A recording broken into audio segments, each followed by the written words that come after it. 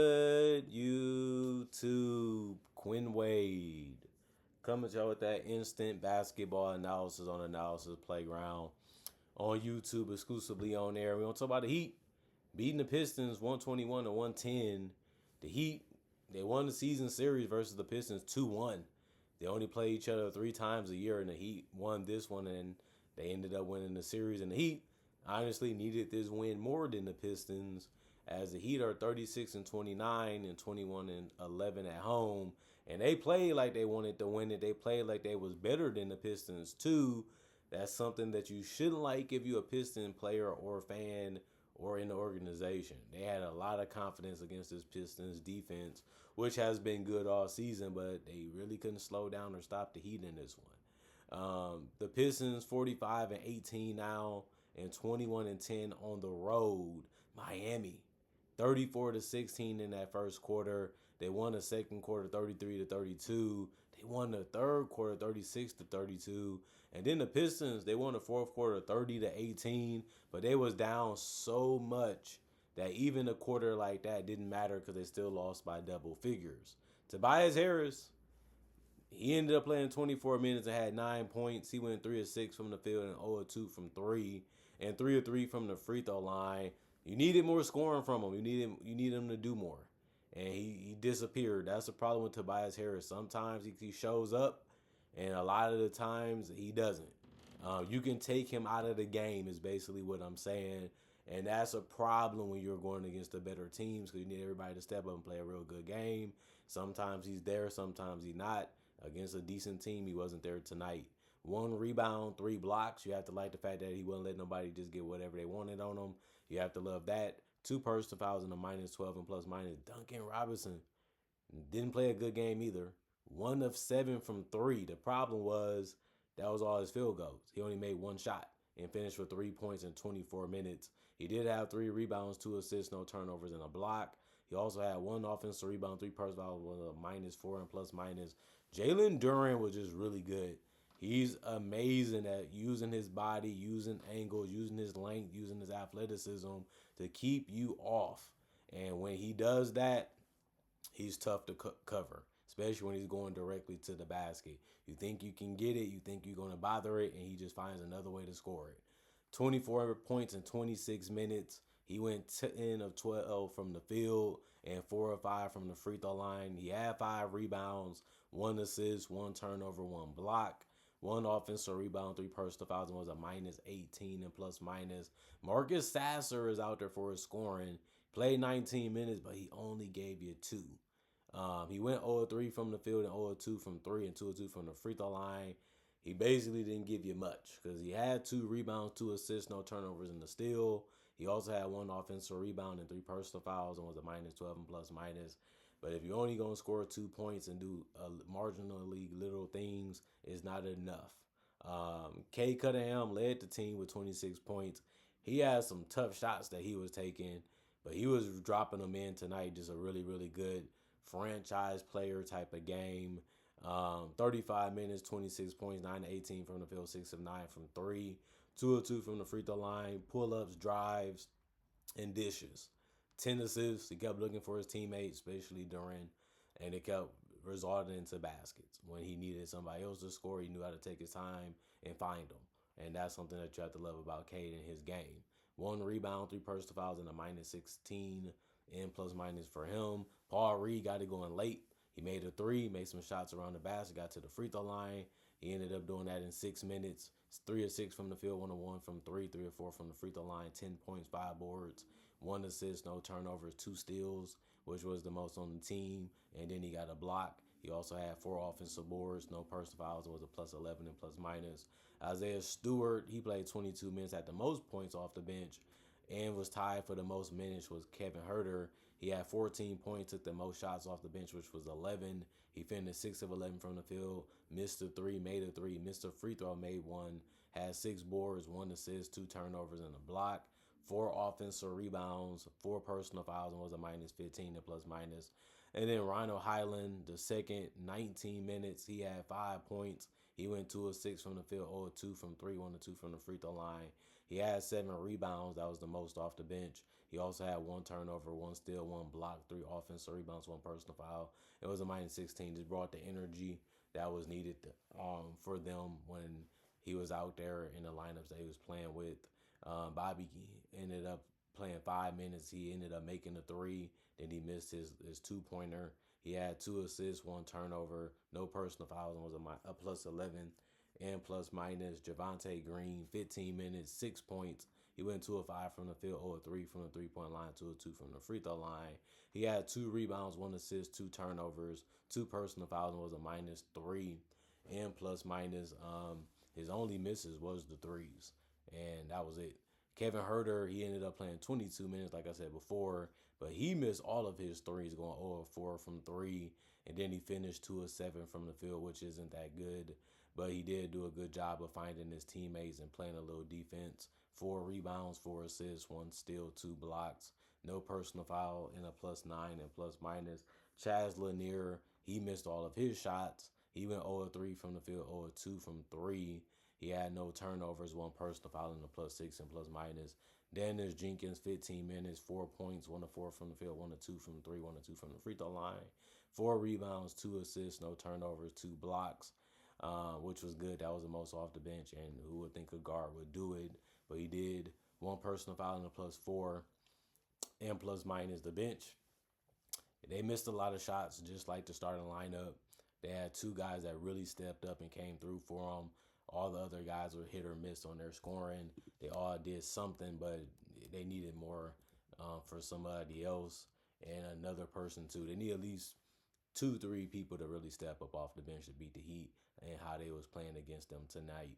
The Miami Heat, Myron Gardner, 16 minutes. He had 4 points. He went 1 of 3 from the field and 2 of 2 from the free throw line to have that many points. He had 6 boards, which is a lot in 16 minutes. He had 2 assists, 1 turnover. His biggest problem was getting 4 personal fouls early in the game. He also had 2 offensive rebounds, was a plus 13 and plus minus, which was Bam Adebayo, who played 34 minutes and had 24 points. He had the three going. He was driving to the basket. He was being physical. Played some good defense too. 7 of 17 from the field, 4 of 10 from 3, 6 of 6 from the free throw line. He had 9 boards, which led the Miami Heat. He also had 6 assists. He's going to try to make the right play to find his teammates, and he's not a selfish player. 2 turnovers, 1 steal, 1 block, 3 offensive rebound, 1 personal foul, was a plus 13 and plus minus. Davion Mitchell, 24 minutes, 8 points, 4 or 5 from the field. He missed his only 3. He had 2 rebounds and 4 assists. He had 1 steal, 2 personal fouls, and was a plus 16 and plus minus. Just did a good job of picking the shots and not really rushing or forcing anything, and then just trying to make the right play if he synced it. Tyler Hero, 30 minutes. He had 25 points. That led the Heat. He went 8 of 16 from the field. A lot of jump shots for him in this one, but can't get mad at him because it's working. He also went 5 of 6 from the free throw line. He had 6 rebounds, 3 assists, 1 turnover, and a steal. 1 offensive rebound, 1 personal foul, and a plus 18 and plus minus. Pelly Larson, 33 minutes, 10 points, 3 of 10 from the field, 1 of 3 from the 3 point line, 3 of 4 from the free throw line. Good scoring from him at the free throw line, but he just couldn't really make enough shots from the field. And he hasn't really been bad this year, so it was just a game where he just was knocking them down. Still helped the team out with 5 rebounds, 5 assists with only 1 turnover. That's still a good night because of those reasons. And then he had 2 offensive rebounds, only 2 personal fouls in 33 minutes, which is good. It was a plus 4 and plus minus. Then Jaime Jaquez Jr., 29 minutes. He kept smacking that backboard and getting to the basket. But of course, if you're going to attack the rim, you're going to have chances to get to the free throw line. He did. He went 6 of 6 from the free throw line. He went 1 of 3 from the 3 point line, 6 of 18 from the field. He had 5 rebounds, 7 assists. 7 assists was the most on the team. And you don't really get that much from him when it comes to assists. He's mainly out there to score fast and quick, and it's hard to guard him, especially in these last couple weeks. But he's figuring out how to do multiple things. He's helping on the boards. He's helping find his teammates. He's still putting up double figures in points.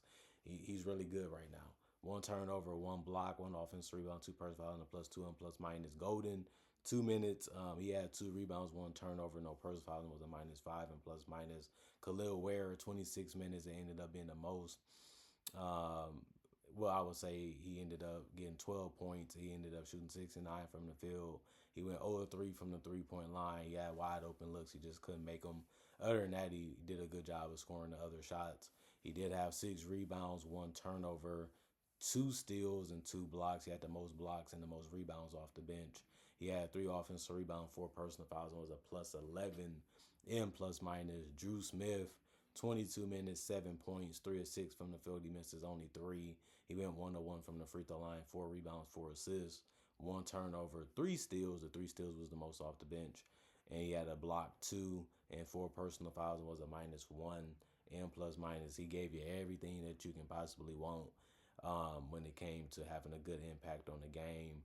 And most of the guys off the bench, played really well. They got quality minutes, and they should because they are getting minutes. Trevor played 1 minute. He misses only three. He had 1 rebound, no turnovers, no personal foul. Was a -3 on plus minus. Yagachonis, 22 minutes, 12 points, 5 of 8 from the field, 2 of 3 from the 3-point line. They kept giving them chances. He kept leaving them open. He was able to score because of that. He had 3 rebounds, 2 turnovers, and a steal. 1 offensive rebound, 3 personal fouls, and a -9. And plus minus the Heat, 93 field goals. They shot 46%. The Pistons shot 90. They shot 44%. 33 threes for the Pistons. 33 threes for the Heat, 36%. 37 for the Pistons, 30%. 25 free throws for the Heat. They shot 92%. 24 for the Pistons. They shot 79%. 49 rebounds by the Heat. 40 for the Pistons, 31 assists by the Heat, 26 for the Pistons. Both teams had 11 turnovers, 9 steals for the Heat, 5 for the Pistons, 5 blocks for the Heat, 12 for the Pistons, 13 offensive rebounds for the Heat, 14 for the Pistons, 36 defensive rebounds for the Heat, 26 for the Pistons, and both teams did 23 personal fouls. The Heat, they just stayed ahead.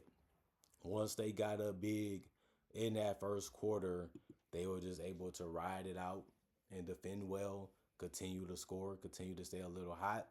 And then even when they started to cool off a little bit, the game was so out of reach that it didn't make too much of a difference what the Pistons was trying to do. And even though they played good in that fourth and guys stepped up, it wasn't enough to erase a big lead by the end of the game. So they end up with another loss. And we have to start wondering, can this Pistons team really hold down the East? Not saying that they convinced me that they suck or something. It's like we haven't seen them win a playoff series, and we haven't seen them, beat everybody at a dominant fashion. They lost the season series against the Heat, and this is a team they might have to play. So I like the fact that they're still going out there competing. They're still playing their brand and their style of basketball. But some teams have shown that we can do a little bit more and we can keep up with y'all. When those games are on the line, beside Cade Cunningham, who's really going to make shots and who's really going to step up in those big moments? And they had problems with that last year, and I just say it might be the same this year. You never know, but it's something to look at because Cade is doing a heavy carry load.